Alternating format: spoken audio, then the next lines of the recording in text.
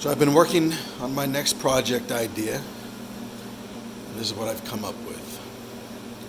This is going to be a bird feeder. Take the 3 pieces of wood. Top and bottom will be red oak. And the middle piece is maple. So what I'm going to do is I'm going to turn this to be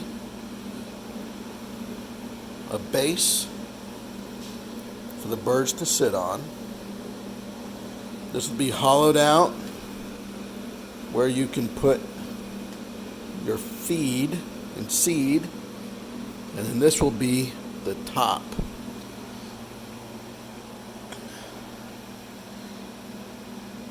We'll see how that turns out.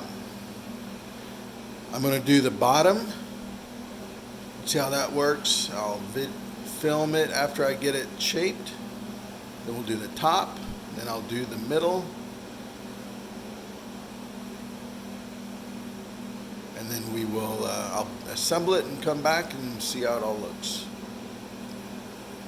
Sounds easy enough. Might take me a little bit, but we'll see. Check back with you in a little while.